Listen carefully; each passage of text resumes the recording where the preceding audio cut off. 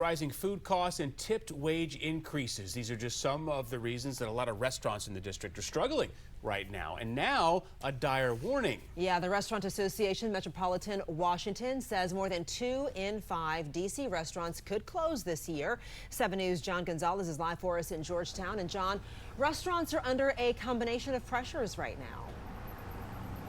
That's absolutely right. And we can tell you that, the Restaurant Association here surveyed more than 200 restaurants between January and February, and many owners gave their input before these sweeping federal cuts. Now, take a look. The survey shows more than 40% of full-service casual restaurants will likely close by the end of the year. By the numbers, more than 51% of restaurants expect conditions to dwindle this year. That is a 21% increase from RAMW's survey last year. Now, 62% of restaurants surveyed reported lower profits in 2024. Now, on top of inflation and changes with the federal workforce, many restaurant owners believe increased labor costs from Initiative 82 and other wage increases have hurt the industry tremendously. In July, tipped worker wages in the city will go up from $10 to $12 an hour.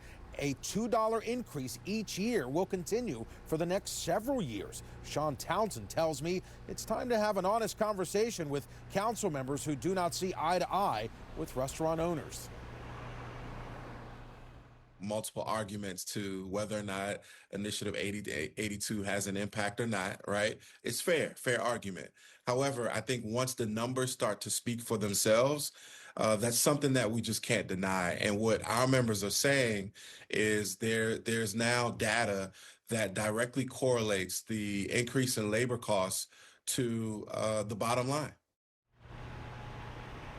Townsend tells me he is 100% on board, fully supports tipped workers having a fair and decent living wage, but he says that this law needs to be re-examined. The Restaurant Association is working with local leaders to try to figure out any policy changes that can benefit both sides here. Coming up later this hour, what one restaurant owner tells me he's now having to do to make ends meet.